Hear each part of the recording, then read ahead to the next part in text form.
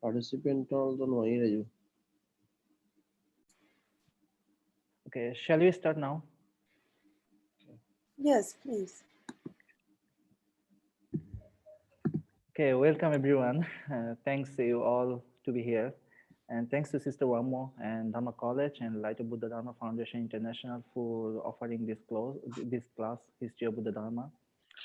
And excuse me.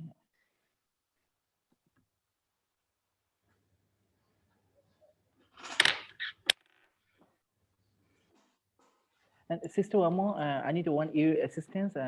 If someone come and go, maybe it can be Sure, admit. It can be admit this one. sure, I'll do that. I'll Oh be happy yes, to do yes. that. Okay. Okay. Thank you very much. You're welcome. Okay, so warmest greeting and very good morning and good evening in Asia. And thanks for all of you participate for, in this class. So our courses is a history of Buddha Dharma from the past to the present.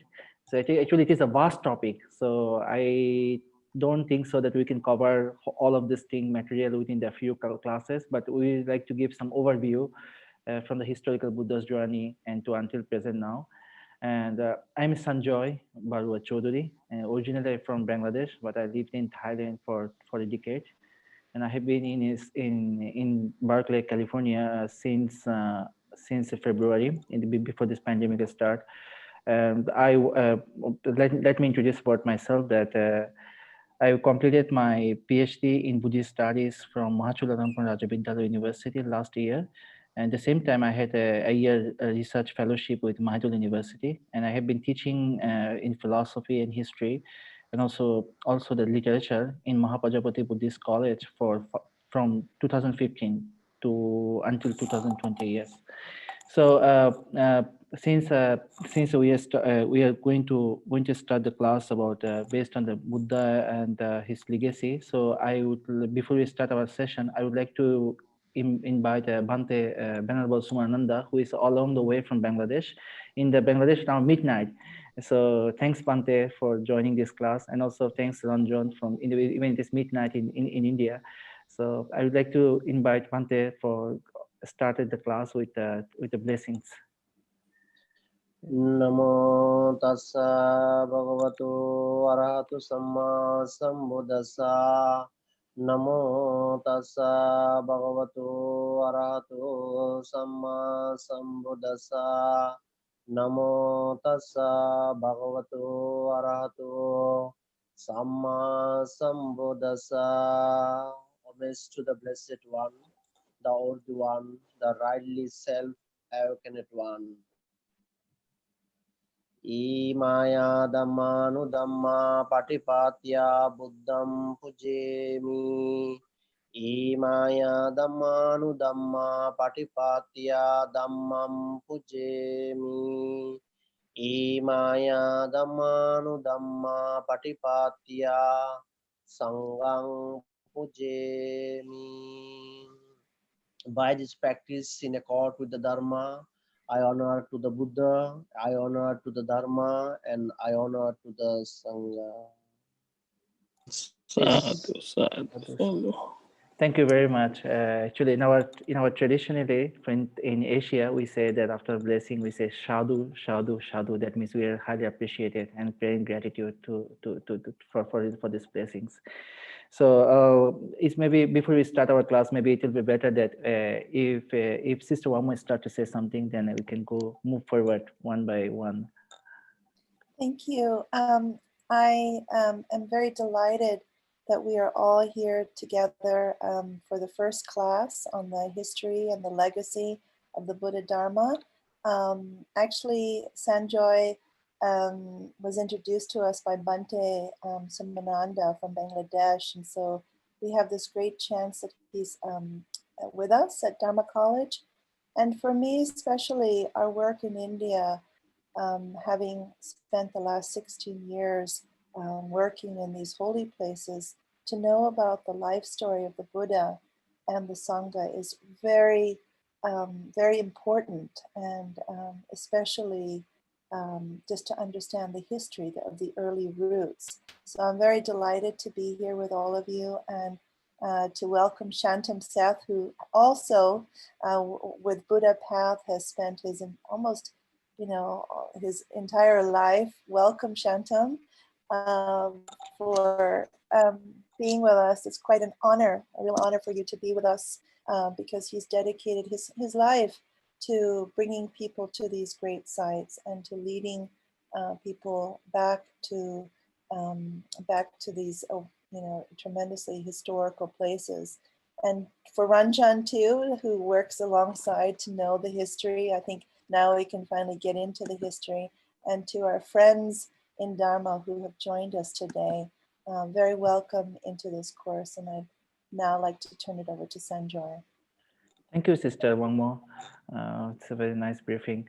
And I think before you start, maybe it will be better that if we talk a little bit about who are you and where are you from. Maybe it will be nice that, and maybe start from Bhante, Venerable Sumananda. Okay, good morning, everyone. I am Venerable Sumananda Bhikkhu from Bangladesh, Dhaka. And Ranjan, would you like to introduce yourself, please? You have to unmute yourself. Bhante, unmute. Unmute, yeah.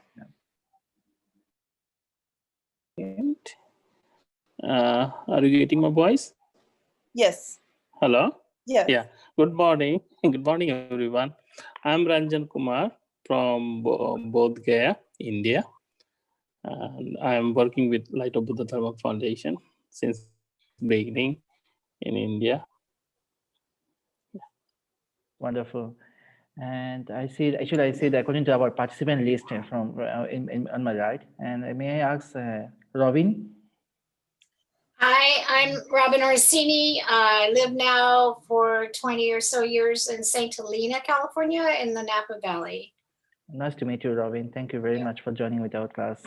Buddha Path, I think it is Venerable Shanton, right? Buddha Path. Yes. Yeah. Shantam Seth. Yes, no, my name is Shantam. I'm joining from Dehradun in India. I'm actually a teacher in the lineage of the Venerable Thich Nhat Hanh. Oh, nice to meet you, Venerable. And thanks for your time. Actually, despite it is a midnight in India. And may I ask Shanti Shanvi Ranjan? Is it? No, I think Ranjan has done. Yeah, Dan. May I ask Dan? Hey, I'm Dan. Hi. Hi. I'm in New York in the Hudson Valley here, calling in. I work at elementary school that has a Buddhist focus here. Thank you very much, Dan, for joining this class. May I ask Jan Stroveld? Hi, my name is Jan. I'm in Germany. I've been a student of Tartang Rinpoche for 22 years, and I've produced a lot of books, and now I'm teaching German to refugees. Thanks, Jan, for joining this class. Maybe sometime we met from our register email. Maybe you also joining the Richard's class, right? That's right. Yeah, okay. And the next is, may I ask Karina? Hello, good evening. My name is Karina. I'm from Germany and I'm joining you from Iraq. Nice to see you, Karina, here. And likewise. Yes. Oh, maybe Jeff De Licio. May I ask you? Sorry, this is so strange. Hi, I'm Jeff, and I'm out here in Mountain View, California. Nice to meet you, Jeff. May I ask Jan Gross, please? Maybe almost done. Hello, I'm Jan, and I'm in Woodacre, California. Thank you, Jan. You're welcome. May I ask Lawrence Rand? We have 3 more people. Lawrence, you have to unmute yourself.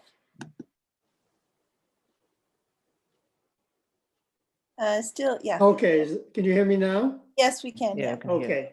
It says Lawrence, but I go by Lori. So, and I live here in Berkeley, California, just down the street from the Dharma College. Oh, nice to meet you, Lawrence. And it's nice to be part of such an international group. Yeah, likewise. And may I ask Maria?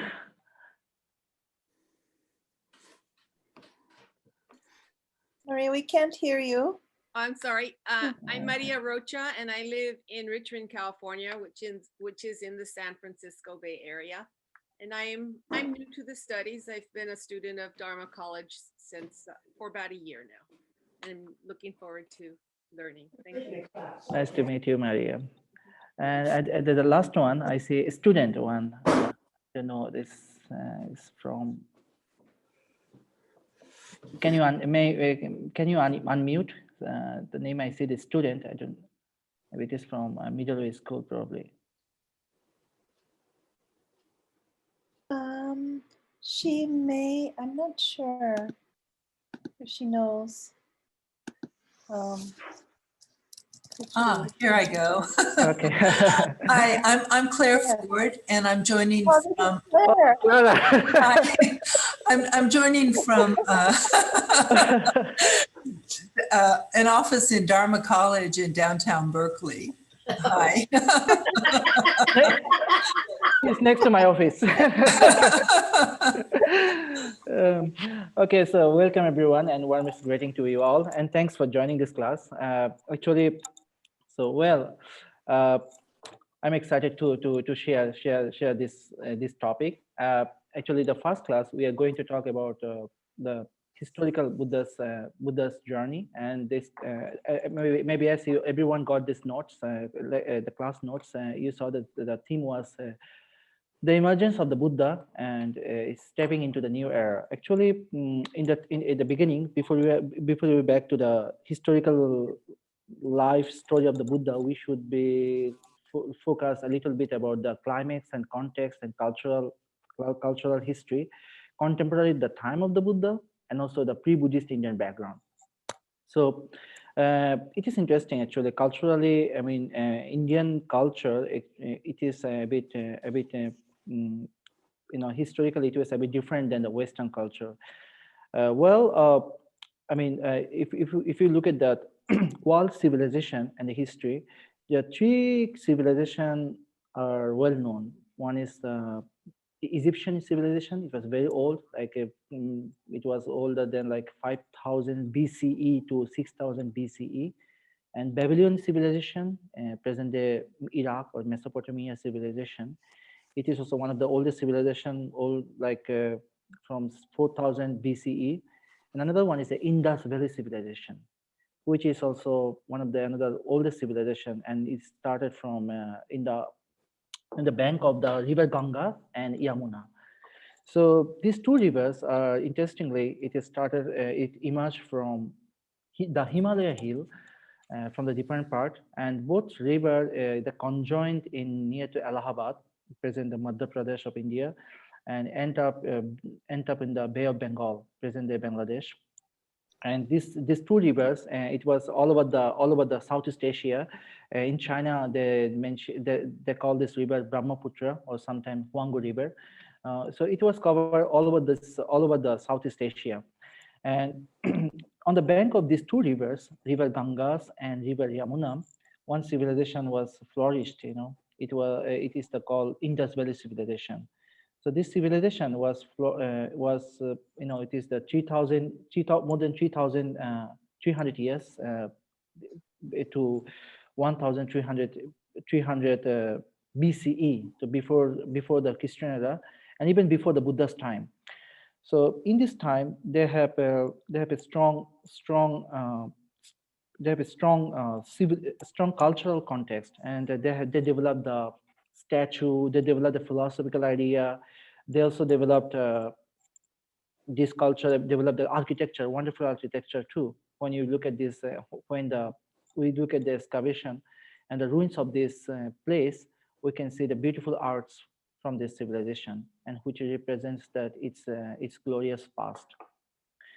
So in this in this Indus Valley Indus Valley civilization, there are two cities named Harappa and Mohenjo-daro. So both cities are very close. Harappa, Mohenjo-daro is present day Pakistan or in some part in Afghanistan, and Harappa is Punjab, close to the Punjab state. And both are the both cities are very privileged during that period and very modern from their time. So it says that they have a nice drainage system, sewage system, and irrigation system.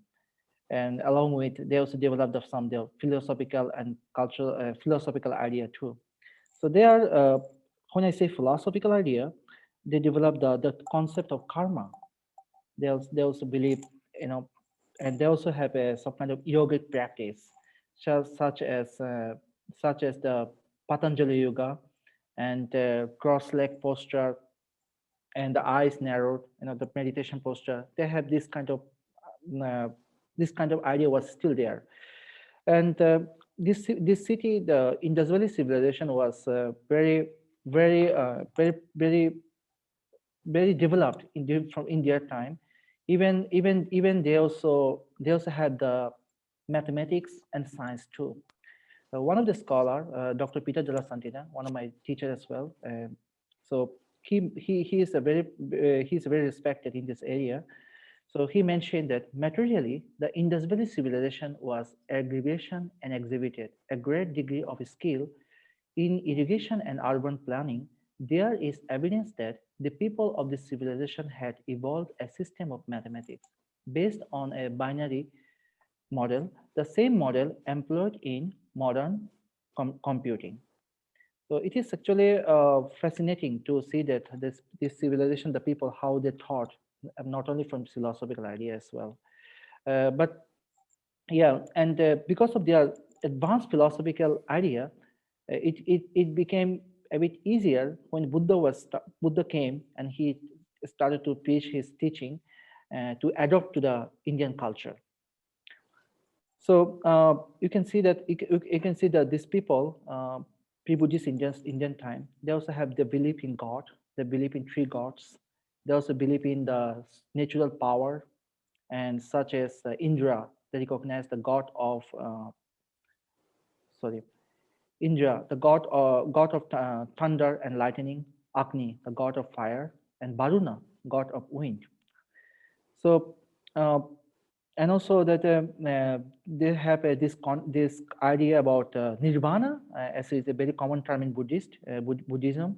But nirvana was it mentioned in different name. Most of the popular term in India, in ancient term, they speak the term moksha. It seems like a liberation. So they are looking for liberation through the body and then through the mind. So that's why when they're looking for from the body aspect, they're going to yoga, many kinds of yogic practice. So they think that by bodily liberation, you can find truly liberation from the path. Actually, what is the exact term for liberation? What the meaning of liberation? We can have a look in our later period in the middle of this class as well.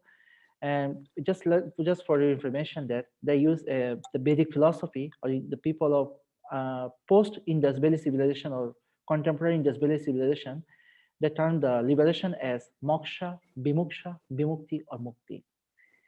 So I would like to introduce a few ruins, a few picture.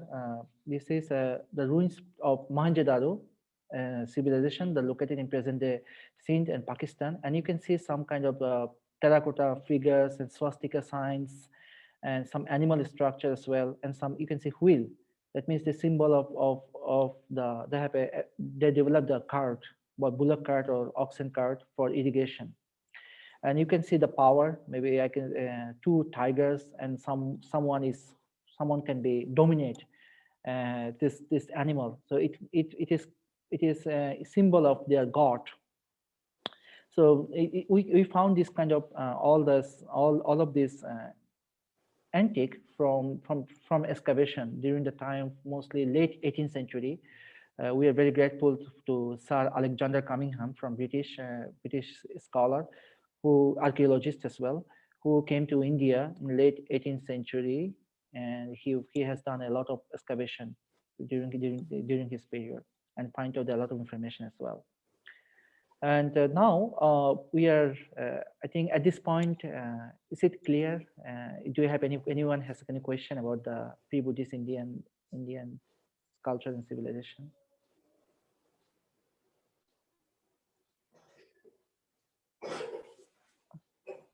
Okay, so if no inquiry, so then maybe we can move forward to this to the historical Buddha's journey. So now the time of the Buddha, he was born, as you know, that 6th century BCE. So from today, about 2,600 years ago. So during that time in India, I say the Indian subcontinent. So when you say Indian subcontinent, it's including about with Bangladesh, Pakistan, Nepal, and some part of Myanmar as well. So it was a whole mess. We can say like 16 Mahajanapada or 16 states. So during that period, the 16 Janapada, it was mentioned in Pali literature and Sanskrit scripture as well. And also it was also states in Vedic and in Hindu philosophy too. So in this 16 state, it was there was like a kind of republican state or independent state too. And Prince the Buddha was born in a royal family, as all of you maybe or know about this, and his name is Prince Siddhartha. So he was born in Lumbini. So Lumbini is close to Kosala and Malla, and you can say one of the republican state. So present in Nepal. He was born in royal family, and his father's name was King Suddhodana, and mother was Queen Mahamaya. So it says that it was wonderful story. We can see from Pali literature and Sanskrit literature as well, how before the Buddha was, Prince Siddhartha was born, and Queen Mahamaya had a dream. She dreamed that she dreamed an elephant.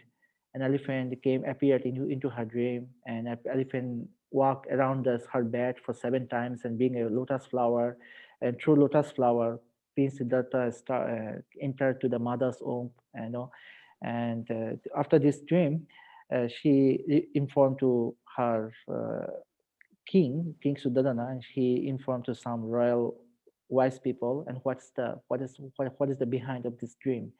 And King Suddhodana, he was aware about this dream, and he called to one of the seer, Ashita, and he said that you are going to, very soon after, you will have a baby born, and he will become either in future he may become a king of universe, or like Chakravarti king in Indian context we say, and or he may be one of the Buddha. He will be like who will see the wisdom, and he has the potential to renounce his royal palace. So having heard this idea from Seer Ashita, King Suddhodana was very aware throughout his childhood. Suddhodana said that I should make sure that my son will not will not experience any kind of suffering, and so that any sick people, any dead body, or any aging or elder people should be not allowed, within this boundary of the royal palace. So he has a very extraordinary. I mean, as you know, the royal family. He has a luxurious life, and he was growing with abundance and extravagant as well, and privilege too. It mentioned that according to Pali scripture, Prince Siddhartha, he has 3 different palaces: one palace for summer, one for rainy, and one for winter. So he was growing up with all abundance, But this boy was a bit different than others. So he was a bit calm down, and he has a compassionate heart. And whenever he got a time, he liked to practice meditation. That's just anapanasati, as we know that breathing in and breathing out. And also we know that this term we explain as shamatha meditation. Another text also mentioned, probably Siddhartha Bodhisattva, he was conducting vipassana meditation or insight practice since he was childhood. Maybe we don't know that exactly who taught him initial period, but during his childhood, probably he has this kind of potentiality. He started by nature, probably. So, but it was true that, I mean, according to scriptures, he was quiet, calm down, and compassionate since he was children. So he, at the age of 16, he married one of the princess. Her name is Yashodhara, and they also have a baby when he was 29 years old. Interestingly, I mean, sadly, 7 days later, Prince Siddhartha's birth, his mother was passed away, and his in order to take care Siddhartha, his father Shuddhadana married his aunt Mahaprajapati Gautami. So his stepmother Mahaprajapati Gautami take care of him until he became mature. So one day that he was looking for this he was curious to wandering the city, what is going on in around the Lumbini city and Kapilavastu city. So he went to outing with his fellow Chandaka, his name, and he was his assistant him, and he saw the 4 sites historically. And one day he saw one sick man, and he was curious, what is the reason for this sick man? And another day he saw one dead body. Another day he saw one people, he's the elder and aging. And another day he saw one ascetic. So he asked he asked Chandaka, who is this man? He's look like he has a one cloth, look have a long beard. He doesn't look like well organized in appearance. So Chandaka replied to him that he's ascetic, so he is looking for freedom.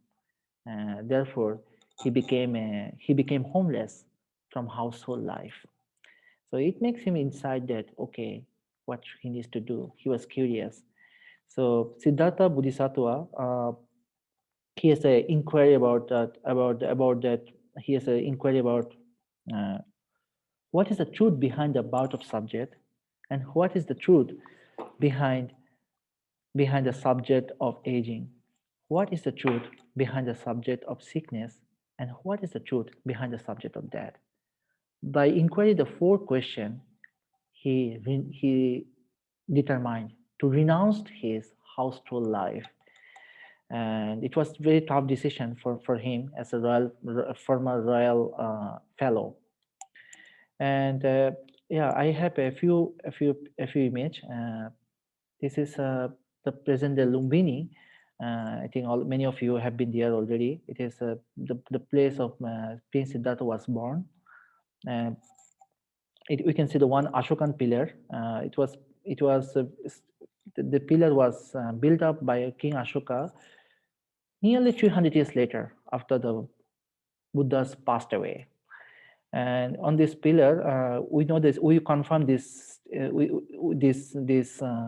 This place is the Buddha's birthplace from the pillar erected, rock erect. So Ashoka's wherever Ashoka pilgrimage, and he established some pillar erect, and it was written in Brahmi scripture, Brahmi language. Or someone mentioned that it is a Magadhi Prakrit language. So in this script, it was mentioned that when King Ashoka paid visit the historical Buddha's birthplace, it was under his territory. So he declared that he announced that this land that should not pay any tax. So that will become a tax-free in honoring to the Buddha. It mentioned in on this script. So anyway, now we are moved forward the Buddha's renunciation and his path. So after it was a tough decision, And the day he was renounced, during that period, his baby Queen, Prince Rahula was born, and it was tough to become detached from the household life. Maybe there's another common discussion topic, that how one should be renounced his family, even he has a baby born, just his baby was born, and how one should be without take care his wife or children, why he renounced. Maybe it's many debate topic. It's very common in Asia. Some scholars also debate about this topic. Someone said that probably he was sure that his wife and children is well protected because he was from the royal family. Or there's a reason that make him a bit stable and confidence that his family will be protected, and so that he can move forward to his journey of liberation. So after he renounced his royal family, he started to practice, and he practiced with the different teachers. So for all of your information, that we say that Bodhisattva Siddhartha, many times you can see in our notes, until he became Buddha.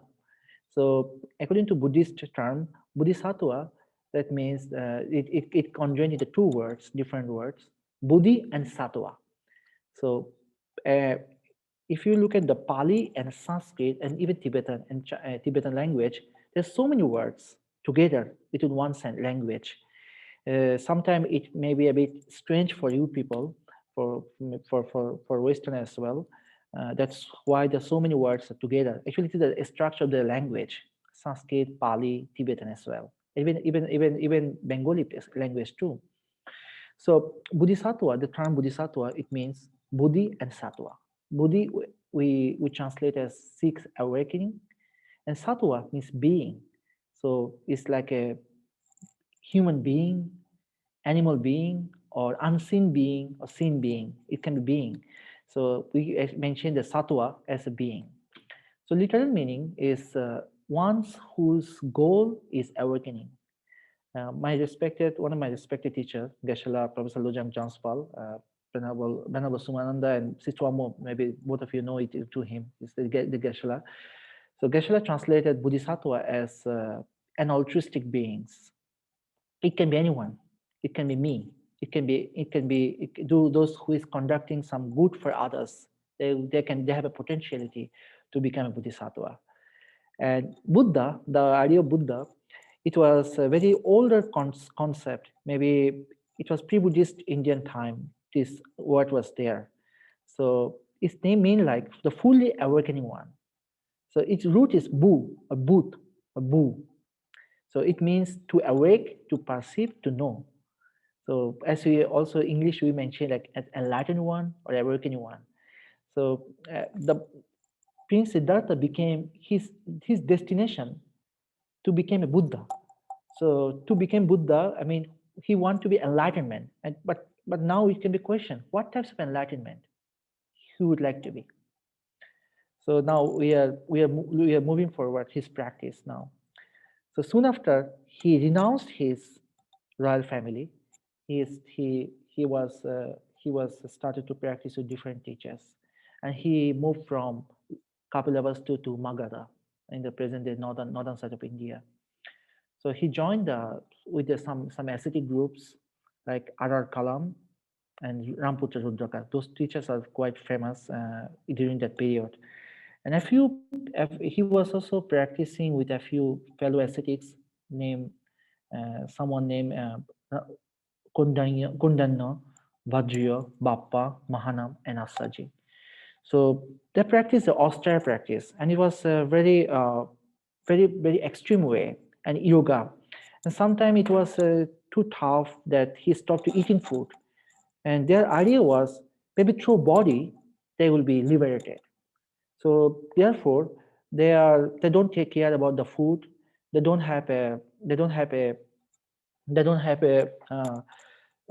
allowed to eat the healthy food, and there's a such kind of yoga, and so that within the few years his body, like his skeleton, choked in his skin, and he felt himself near to the death. And he practiced for 6 years.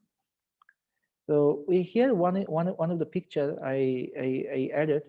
It is from Museum of Pakistan, and probably it was this image was built up during the time of Kushan period, from 2nd century to 4th century. So there are this image is revealed that I kind of give a sense that what kind of practice he had and how he became weak without having food, enough food, and he became very skinny. So it was for your information, it was a very extreme level of practice. So because of his weak body, his mind also became, when you don't have enough food, so mind could not be worked as well as you were thinking the general way. So what happened to him, he could not be see that exactly what he is looking for. One day, he took a food, very healthy food, and the food was given by one of the very in Pali literature, the very respected way they mention Sujata, one of the householder wife. She offered a rice cake and rice ball as well. So this rice, after reading the rice cake and healthy food and fruits and some milk as well, he feel better, and he got some insight. Bodhisattva Siddhartha, he think that, oh, so far I have done very extreme way of practice, and it could not make me well progress. But having eaten food, I feel a bit better, and my thinking process is working. I think I need to follow the middle way and avoiding all the extreme practices and all the yoga practice. And he reflected himself to the middle way, and it's provide him more insight, and he was contemplate more of his body, of his feeling, of his mind, and of the phenomenal object. So then it was the night of the Vesak full moon night, and he was entering into the deepened practice. But at the same time, when his fellow ascetics saw that Bodhisattva Siddhartha taking food, and he think that he is avoiding all kind of the extreme yoga, they left him. The 5 ascetics moving forward to the different places, and the place was Bodh Gaya, present day, in Bihar state. So at the night of the Visakha full moon, Prince Siddhartha, he contemplate more, and in the first watch, he can see the divine. He connected to the past knowledge, past experience of his life. So maybe we can say the rebirth and what happened, the origination of his existence. And the second watch of this night, he experienced about karma and resultant. And the third watch of this night, he experienced the doctrine of dependent origination, which is known as pratitya samutpada in Sanskrit, and Pali we say paticca samutpada. Actually, it is one of my very favorite topic. In fact, my dissertation was actually dependent origination. It was. So anyway, so through this night, he experienced. He was fully awakened. What happened and why he came into this existence. So he find out his answer. You can go back to the. We can go back to our previous slide. He had a four inquiries. What is the truth behind the subject of birth? So he find the answer. how he came to the samsaric existence. And he also came to the answer, what is the truth behind the subject of aging? So he realized that it's the impermanence. Everything should be changed. Everything should be changed by its nature. And what is the truth behind the subject of sickness? Yes, the same answer he found. It is the law of impermanence, the law of suffering. And also that he also found this answer. What is the truth behind the subject of death? So he found the truth that death should be it is the certain, and everyone is moving forward to this death. But of course, the nirvana, it is beyond the death. There is no birth, there is no death. So that is the nirvana. But nirvana is not a realm, or nirvana is not a state. It is a realization, the realization of freedom and a state of freedom too. So anyway, at the eve of the Visakha full moon night, he became enlightenment, fully awakening one, as is mentioned. So this is the present day Buddha Gaya, as we say that under the Bodhi tree, pipal tree here, and this is the very wonderful buildings here, wonderful monument. It was built during the time of Gupta period in India. So maybe Sister Wamo, every year she has from under the Light of Buddha Dharma Foundation International, she has a Tripitaka chanting in Buddha Gaya. Anyway, so this place, he became enlightened in the diamond throne under the Bodhi tree, and this place, the temple is known as Mahabodhi Temple. This is a very tallest in the past. It was one of the tallest monument in India. So yeah. So now, may I ask that if there any kind of do you have any insight at this point? Any of you have any idea?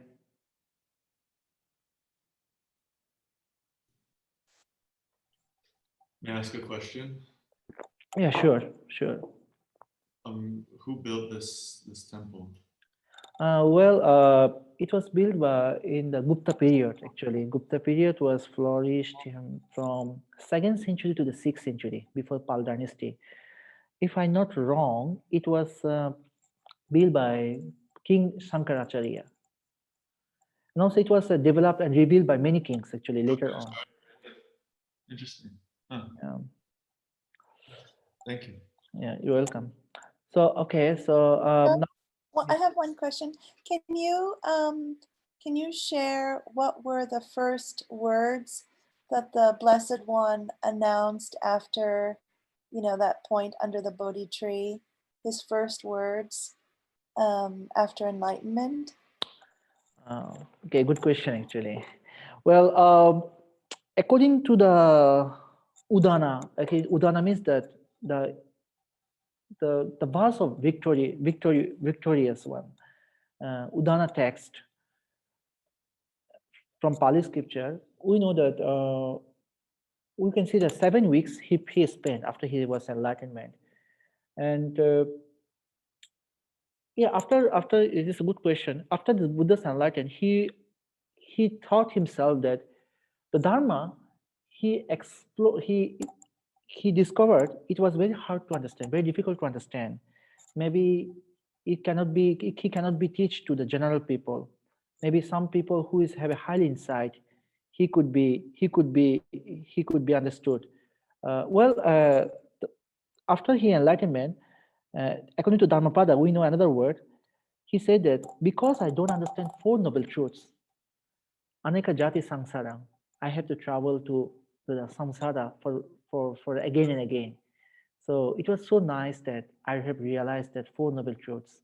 So through understanding 4 noble truths, I am able to eradicate the origin and cessation of suffering. Sister Dharma, is it? Yes, I was also thinking about the quote about this house, no longer the builder of the house. So I just like to hear those words if you happen to know them. But if not, we can talk about them in the next No, class. this is the same verse. Aneka jati samsara. This is the I have been traveling to this samsara for a long time, and this is the old house. You know, this samsara like a house. Since I don't understand the Four Noble Truths, so I need to be travel, and after I realized that the cause and cessation of suffering, so I stopped my birth and death in this samsara. That is exactly this commentary, this quote. You know. So you're welcome. So it is actually coming this word. You know, when you're talking about the Four Noble Truths in our next class as well. So after he became enlightenment, he was thinking that who can be the first audience, and to whom he could be deliver his the realization. So then he reflected himself for 7 weeks. It's nearby to the Bodhi tree, and he thought that maybe he needs to talk to his former teachers. Unfortunately, both of his teachers passed away, and he reflected that his former fellow ascetics, the 5 ascetics, who moved to Sarnath, near to Varanasi in India, North India. So after he became enlightenment, he approached to Sarnath and Varanasi, and to whom he delivered the first sermon, which is known as the Dharma Chakra Pavatana Sutra, or Dhamma Chakra. So it means like setting the wheel in the motion. So chakra in India is like a wheel. So the wheel is motion. The Dharma is moving. Dharma is existing. Dharma means the truth in this term. So to whom this 5 disciple, he explained about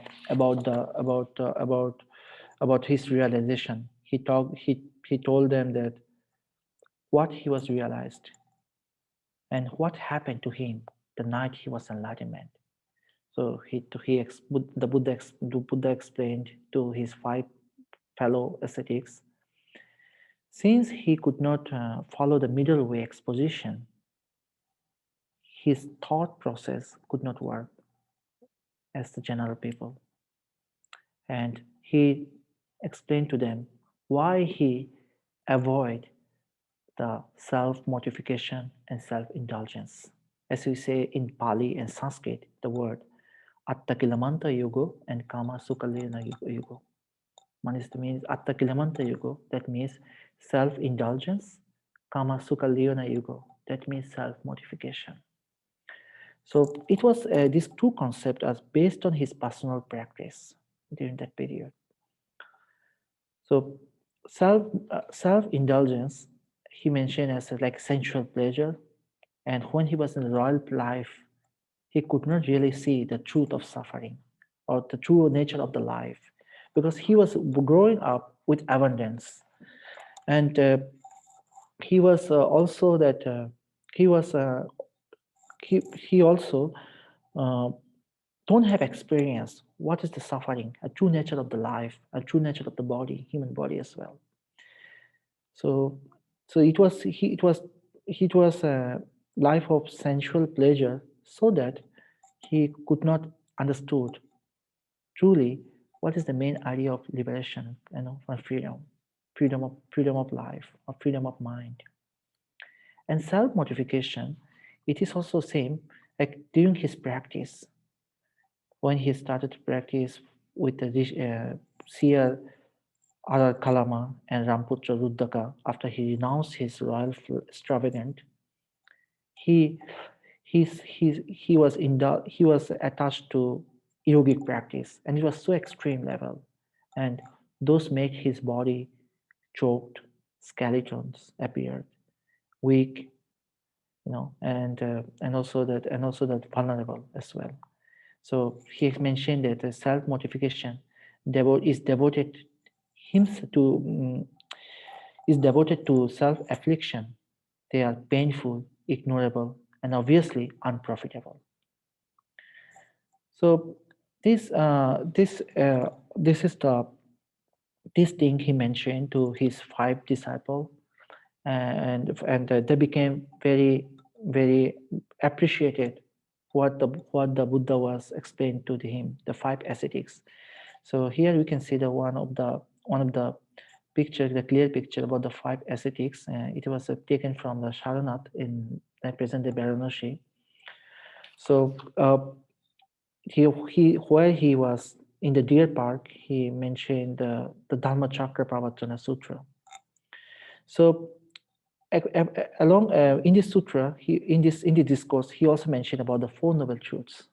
And as Sister Wamo asked me this question, actually it is coming actually in this sutra as well, of what was his first insight after he became enlightenment. So in the sutra, he also mentioned about the 4 noble truths and 8 noble path. So he said that I mean, as we all know, have some idea about 8 noble path. Like I'm just giving you just in brief. Everything starts with the right. There's no wrong. Everything should be right. So he said the right thought, right speech, right action, right livelihood, right effort, right mindfulness, right concentration. So everything should be right, even right view. So no wrong.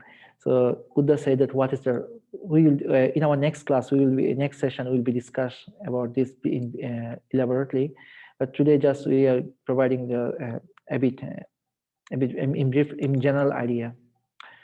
And here, the main idea that in Dhamma Chakra Pravatana Sutra, or in the setting in the motion of wheel, those 4 noble truths.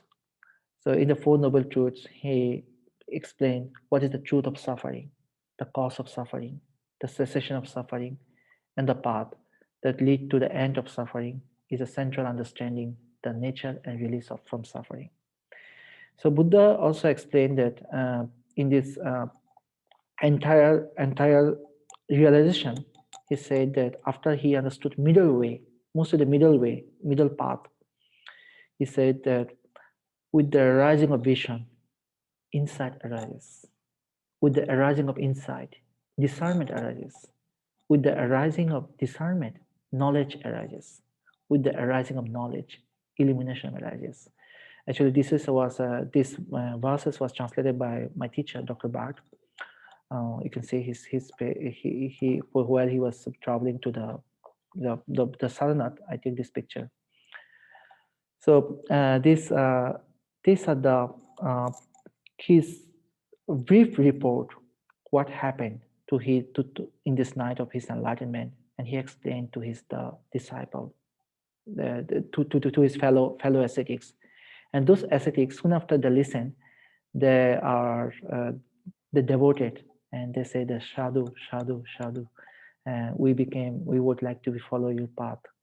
And afterwards, Buddha, he declared himself that he is a Buddha and fully awakening one. And he moved forward to establishing his noble Saṅgha and the community.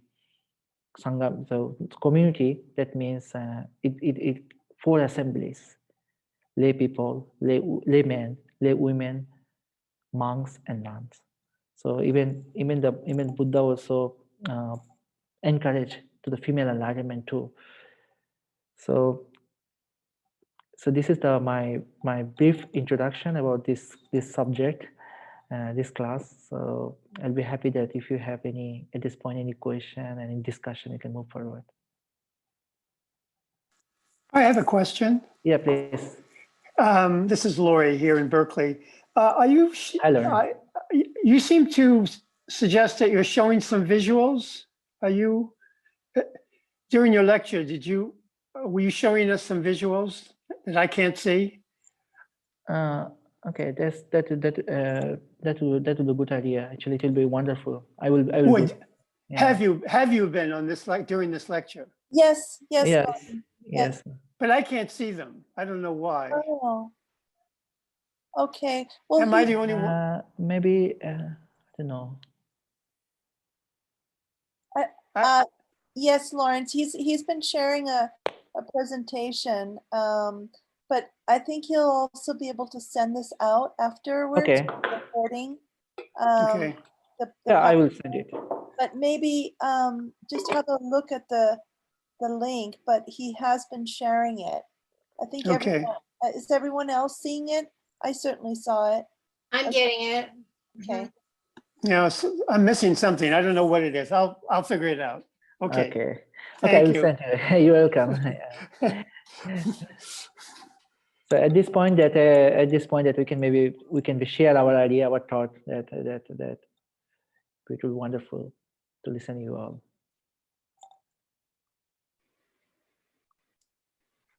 Sanjoy, I was just wondering if you would want to mention anything about the second discourse, the Analakana Sutta. Oh yes. I think that's when the remaining aesthetics became arhats. Oh yes, yes. Actually, in the first discourses, it did not mention except the Kondanyo, the one monk. He entered into the he understood. Probably he became arahant as well. Yeah. The remaining one in the Anattalakkhana Sutra, it talk about the non-self and also middle way. You know, and in this sutra, we see the dialogue between these 5 ascetics and the Buddha. We see they explain the term ahosi. That means we have never heard this word before, but you say it. So in the Anattalakkhana Sutra, the Buddha briefly explained about the 3 characteristics: impermanence, suffering, and non-self or no self, about that. And also the Buddha explained about the same like 4 noble truths too. So another things in this sutra, Buddha mentioned about he avoiding the 2 extreme views. So to 2 extreme view, that means like as you say, that self-indulgence and self-mortifications. So avoiding 2 extreme views, he found the path. So the path is the Eightfold Noble Path, and he discovered he has an insight, and this is the 4 noble truths. And within this 4 noble truth, he understood. He gave a brief idea about the dependent origination, the law or the law of samsara. It's about 2 other links of dependent origination. It starts from ignorance, volitional formation, consciousness. So it says like with the origination of ignorance, volitional formation arises. With the origination of volitional formation, consciousness arises. With the origination of consciousness, name and form arises. With the origination of name and form, nama rupa, or mentality and materiality, 6 sense doors arises. 6 sense doors means like your eye, consciousness, all the sense doors. And with the origination of 6 sense doors, contact, and from the contact to feeling, craving, clinging, birth, this of becoming. So this idea, this concept about the whole map of dependent origination, the formula he presented, through this slowly. And in this Anattalakkhana Sutra, in the second discourses, after the second discourses, and the rest of ascetics, they declared themselves that they became, they understood, and would appreciate their realization, and they became arahat as well. Right. Sanjay, I have a question about Bodh Gaya. Why is it that all Buddhas go to that specific place to get enlightenment? That place in the entire universe is the most sacred place. Can you share a little bit about why that place is so important? I think it starts from the belief and faith as well. As we know, the one sutra, Mahaparinibbana Sutra, it was the last discourse of the Buddha. Actually, this sutra the discourse is very long. It has started from before Buddha's Buddha's passed away to until the first and second council. More than the 100 years story included in these discourses. So in the discourses, it mentioned that I'm not sure that whether the Buddha said in that way, like the place I was born, the place I was enlightenment, the place I discourses the first sermon, or the place I will be passed away. The four sites will be remain as a sacred site, and people, many in future, a lot of people will be visit and there's a pilgrimage. I'm not sure actually whether it is the exact word from Buddha or not, because the characteristic of the Buddha's teaching, it was something like a detachment. So no self, non-self. So probably he said, maybe his followers are very they are remorse and the great grief that Buddha was passing, and they think that, oh, our Lord, our teacher is no more. So what can we do? How can you recall our teacher? Maybe this is the one, because of them, for that moment, maybe Buddha said that this is the one of the sacred place. Actually, yeah, after the Buddhas passed away, those places are rebuilt by many kings and supported by many wealthy people to rebuild all the structure. So it was a wonderful pilgrimage too, somehow, and you can see that we still have a lot of ruins, and it was developed by more than 2,000 years. So many times it was reconstructed, rebuilt. Sometimes during the war, sometimes it was destroyed. So, but on the somehow, like this area at the moment, the pilgrimage site, it gives you the more insight, and you can see this historical Buddha's place where he was occupied, and how the historical Buddha it gives the one sense that he was existed. And it always wonderful, like when I in my, as a my personally, I have traveled a few times on all the pilgrimage side. I feel very good, my feeling, and I practice with the fellow monks and fellow lay people as well, and it gives me some wonderful vibration, wonderful insight too. Maybe this is to almost experience whenever you are in the Buddha Gaya, so you can see this environmental vibration. It somehow it giving us some good experience. Yeah. So with regard to Wang Mo's question, I read in Dharma publishing publications that that's the only place on earth that can withstand the power that is released upon the enlightenment of a Buddha. There is tremendous energy released when a Buddha is reaches enlightenment, and the place under the Bodhi tree is the only one on earth that can withstand that power, that energy. That's what I read.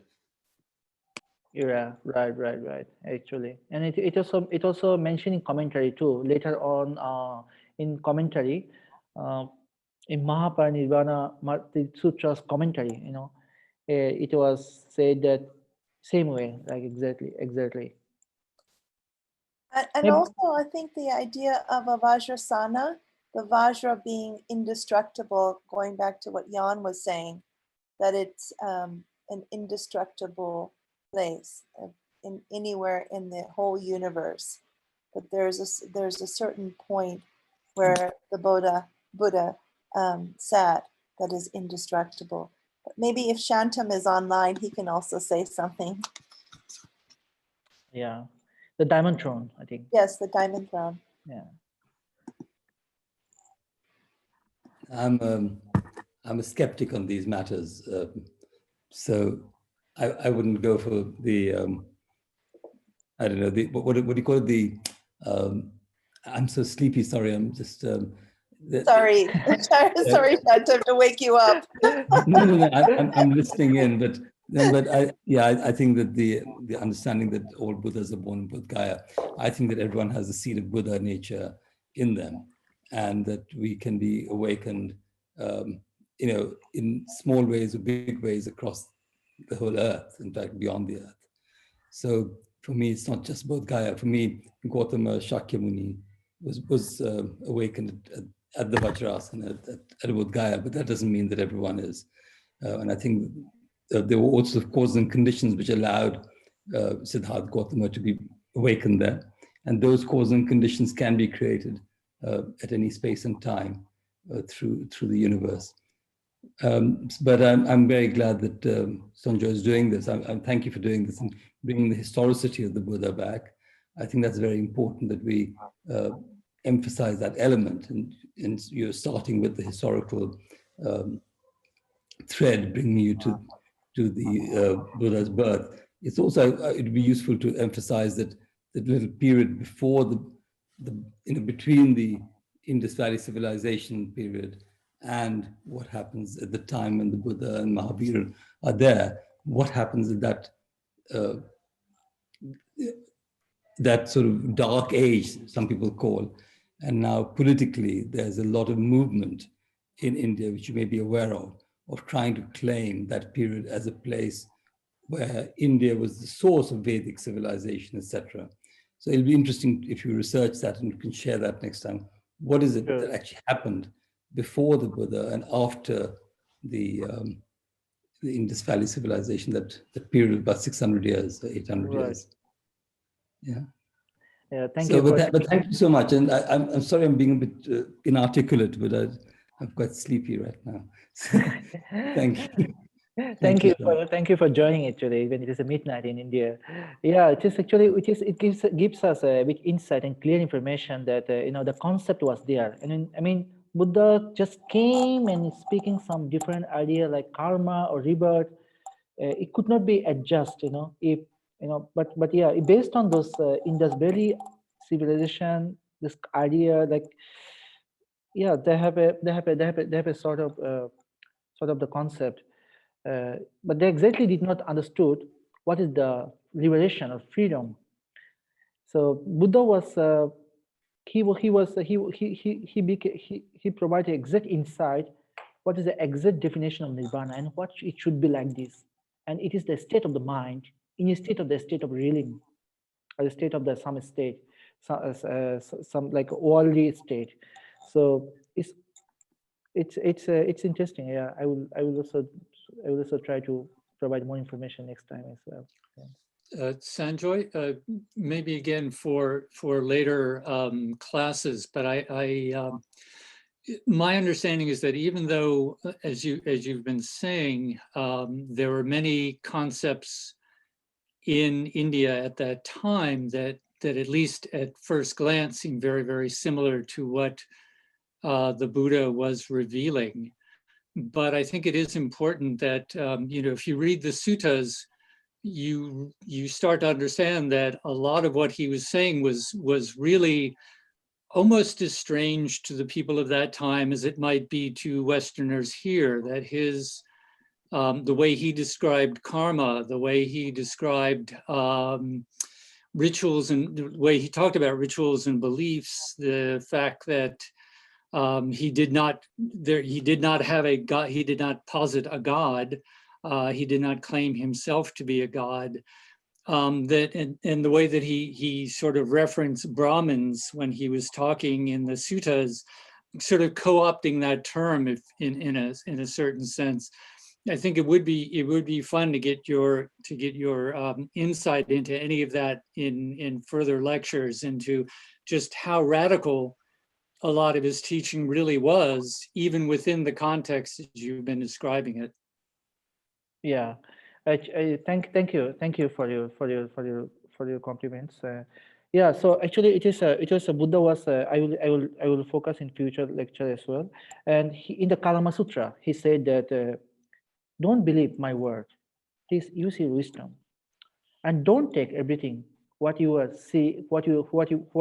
have been delivered by someone else. So you have to be understood by yourself through using your wisdom. And in the sutra, he also mentioned that wisdom is purified by morality. So that means from this term, he is talking about the moral practice. It can be lead your wisdom. So moral practice, we can understand in briefly, Eightfold Noble Path or precepts. whatever he talking about in daily life. So yeah, and he was very rational way of thought in when he was giving this idea. And you were right that many people could not realize during that time, such as the term like non-self.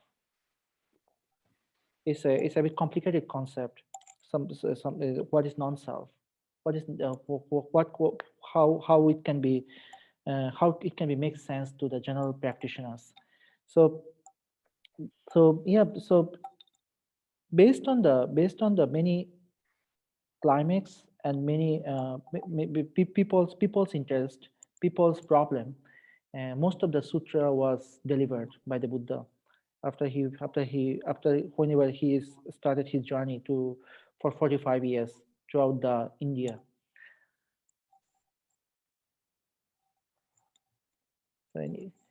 So yeah, so I will I will speak maybe in our next classes about Kalama Sutra as well. Maybe it will provide more insight about that. What is the nature of his teaching as well.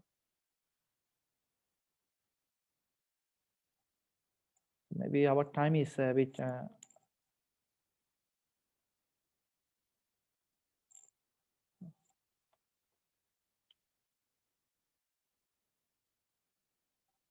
Hello, can everyone can hear us? Okay. So it's Yes, we can hear you, Sanjoy. okay. So we look forward to seeing you next time and next Monday, right? Okay. And will you be sending out any notes? Yes, I will. After before the second lecture will start, then I will send my second notes as well. And after finish by today, I will send you all of you the PowerPoints as well. Maybe it can be assist you to understand a little bit. So thank you very much for you all for joining this class, and I wish that we can be understand and we can be grow up together. We share our experience together. So before we end up, I would like to request Venerable, since Venerable is here, Sumananda, for giving a closing blessing chanting. It will be wonderful for us. Could you, Venerable, please?